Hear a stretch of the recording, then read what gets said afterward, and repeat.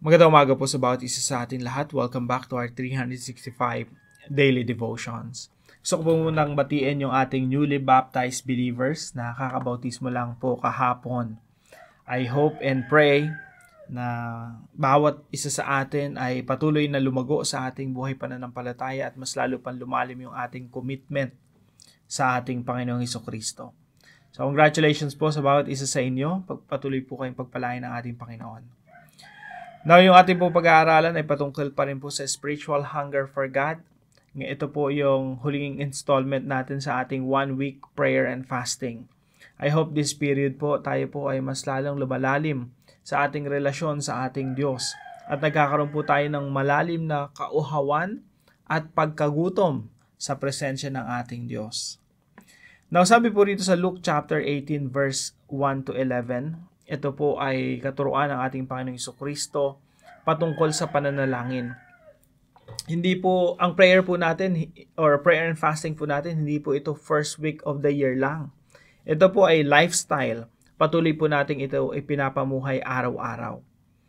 Isinalaysay ni Jesus ang isang talinghaga. Ito po ay talinghaga ng Panginoong Hesukristo upang ituro sa kanila na dapat silang laging manalangin at huwag mawala ng pag-asa.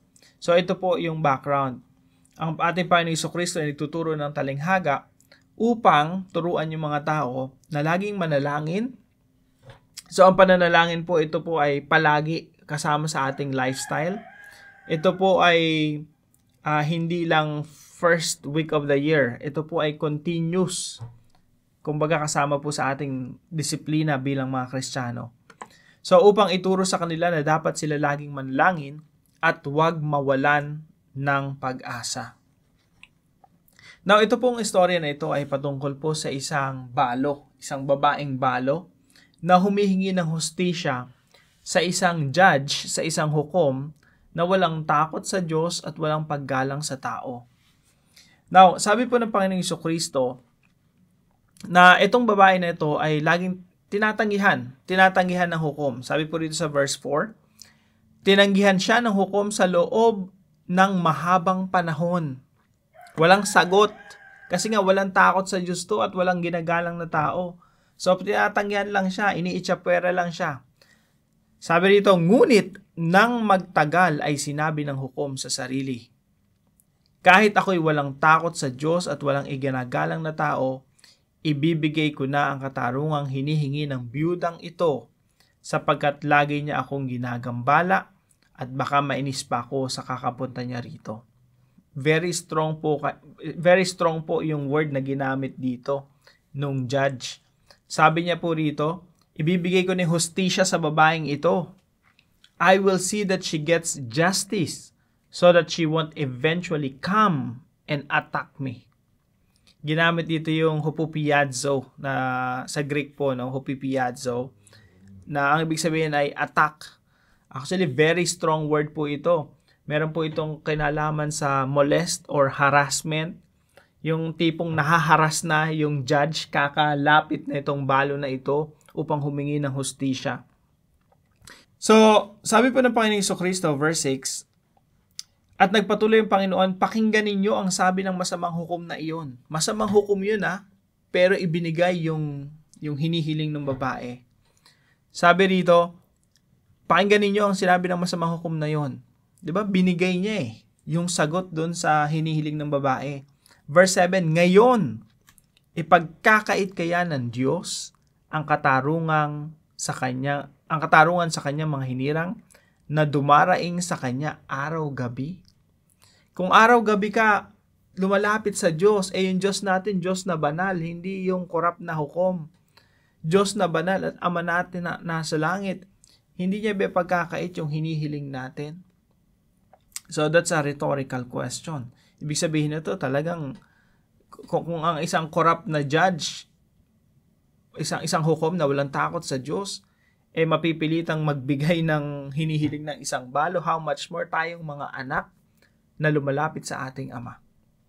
So ito po ay katuruan ng Panginoong Hesukristo upang turuan tayo na laging manalangin at huwag mawala ng pag-asa. Kaya ito po yung katuruan natin ngayong umaga. Number 1, Jesus wants us to pray persistently. Gusto po ng ating Panginoong Jesucristo na tayo po'y laging nananalangin, hindi nagsasawang manalangin at patuloy na tumatawag sa Diyos. Kahit na minsan parang silent or walang imik ang Diyos. Lagi po nating papakatandaan mga kapatid na ito po ay turo ng Panginoong Jesucristo na dapat po nating sundin. Ito po ay nagbibigay ng encouragement sa atin na yung Diyos natin hindi bingi, na hindi tayo pinapakinggan sa ating mga panalangin. Hindi rin siya nagbibingi-bingihan na sinasadya niyang huwag tayong pakinggan. Sa halip, ang tinuturo ng mga talatang ito na ang Diyos natin ay banal, ang Diyos natin ay mabuti, at ang Diyos natin ay Ama natin na nasa langit na siyang naikinig sa ating mga panalangin kumpara dito sa judge na ito na walang takot sa Diyos pero pinagbigyan yung kahilingan ng babaeng ito. How much more yung Diyos natin na Ama natin nasa langit na nagmamahal sa atin. Now, pangalawang katuruan po natin, it's okay to attack the gates of heaven. No? It's okay to attack the gates of heaven. Okay lang sugurin. Ganun kasi yung term dito eh. Hupupiadzo, very strong word na may kinalaman sa atake, pagsugod. So, it's okay to attack the gates of heaven. Ano ba ibig sabihin ng attack? Hindi yan in a negative way. Kundi yung lagi kang sumusugod doon sa pintuan ng kalangitan at kumakatok sa Diyos.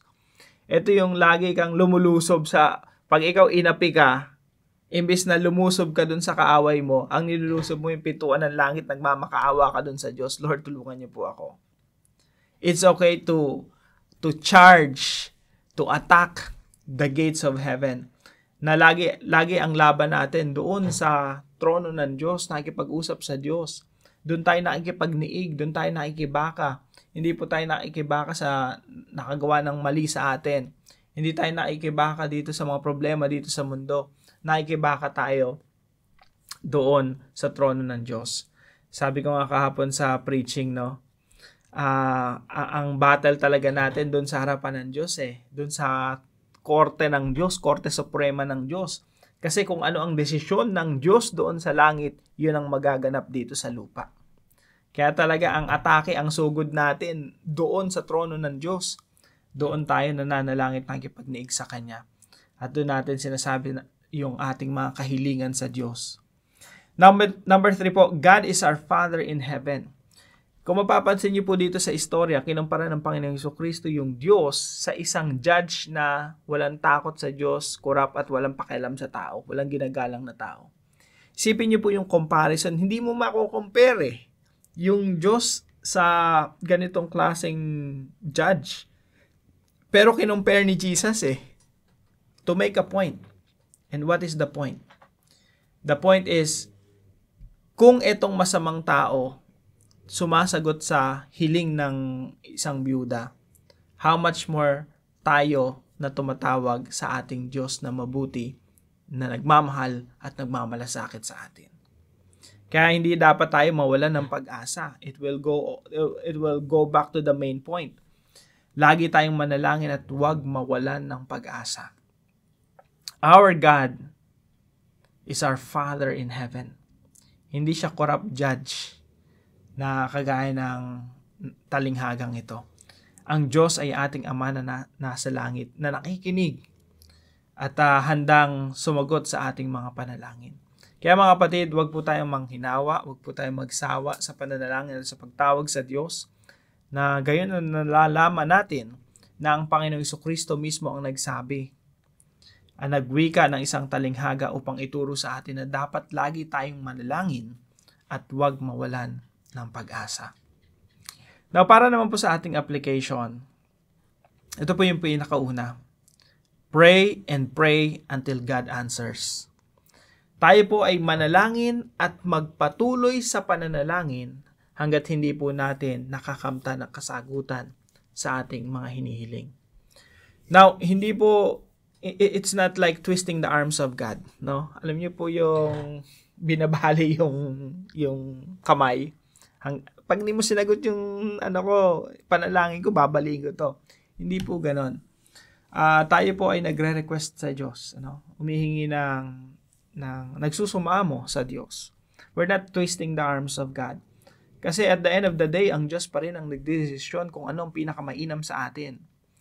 If we are twisting the arms of God, if we can do that, at let's say kaya nating pilitin ng Diyos, baka yung mga panalangin natin ang makasama sa atin. No?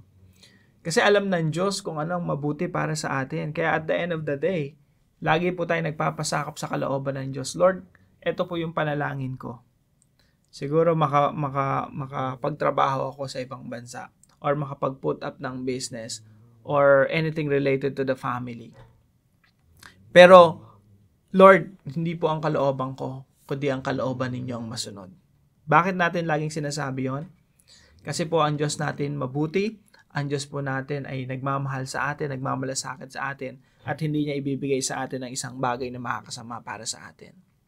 Kaya we don't twist the arms of God. What we do is we humbly come to God. Tapos sinasabi natin, Lord, yung kalooban nyo ang mangyari sa buhay ko.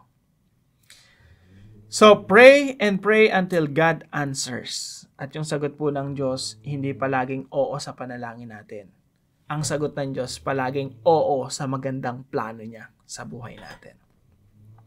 Number 2 po, form a prayer habit. Mag-develop po tayo ng habit ng pananalangin.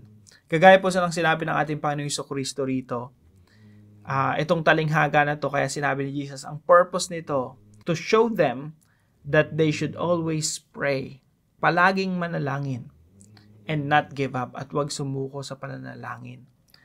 Dahil meron po laging pag-asa sa Diyos. So let's form a prayer habit, or a habit of prayer, na every time, paggising pa lang sa umaga, no, ang nakikipagniig na tayo sa ating Diyos. Nakikipag-deal na tayo sa Panginoon. Sumasamba na tayo sa ating Panginoon sa pamamagitan ng ating mga pananalangin. Ito po ay habit na dapat na-form po sa atin. Pangatlo po, trust our Father in heaven. Kung ano man po ang ating ipinapanalangin, pagtiwalaan po natin na alam ng Diyos kung anong pinakamainam sa atin.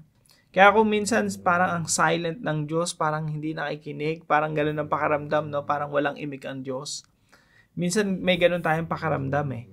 Pero tandaan niyo po ito, pakaramdam niyo lang yon. Kasi ang Diyos laging nakikinig sa ating mga panalangin. At ang gusto po ng Diyos sa bawat isa sa atin ay patuloy magtiwala sa Kanya. Patuloy nating ipahayag yung ating pagtitiwala sa Kanya sa pamamagitan ng pananalangin, na kahit anong sagot ng Diyos sa ating pananalangin, nagtitiwala tayo, Lord, you know what is best for me.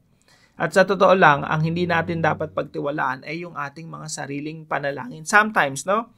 Yung sarili nating panalangin, hindi dapat natin pinagtitiwalaan. Kasi po, minsan ang panalangin natin, minsan nagmumula yan sa laman, no? Lord, gusto kong maging successful sa mga ganitong bagay, ganito, ganyan, ganon. Pero minsan, hindi nag-uugat yun sa puso ng Diyos. Nag-uugat yun sa puso natin minsan na makasalanan. Kaya we don't trust ourselves, but we trust God fully. So kung ano man ang sagot ng Diyos sa ating mga panalangin, yun po ay pagtiwalaan natin at yun po ang pinakamainam para sa atin. Now, para naman po sa ating discussion, why should we be persistent in prayer? Bakit nga ba dapat pagdating sa pananalangin ay talagang persistent tayo? Talagang sugod tayo ng sugod doon sa tarangkahan ng langit at kumakatok sa Diyos ng walang sawa. Kung ang babaeng ito ay nakamtan niya ang hustisya na hinihingi niya sa isang corrupt na judge, sa isang walang respeto at walang takot sa Diyos, pero nakamtan niya yung sagot sa kanyang hinihiling, how much more po tayo mga anak? So ang tanong po, why should we be persistent in prayer? Patuloy po natin itong pag-usapan sa ating mga discussion groups. At para naman po sa ating panalangin, sama po natin ito, kausapin natin si Lord. Father, if the unjust judge would give us what we ask, how much more would you, who are loving, just, and gracious, give us what we are praying for? You said in your word that if we are persistent, you will answer us. Right now, we commit to never give up in prayer. We will continually ask until we get the answer from you. Patuloy po kaming mananalangin at hanggat hindi namin nakakamta ng kasagutan sa aming mga panalangin, ayon na rin sa katuruan ng ating Panginoong Jesucristo sa mga talatang ito. Patuloy po natin kausapin ang Panginoon at isama po natin ito sa panalangin sa pamamagitan ng pangalan ng Panginoong Jesucristo. Ngayon po gusto ko po magpasalamat sa ating katuwang dito sa devotion natin na ito. Kahit last year, even until now, walang sawa po yung ating kaibigan si Brother Alvin. Pagpalain ka ng ating Panginoon, kapatid. At kung meron po man kayo natutunan sa devotion natin na ito, ipalam niyo po sa comment section right below this video. And please share this devotion to your family and friends. God bless you po. See you po tomorrow.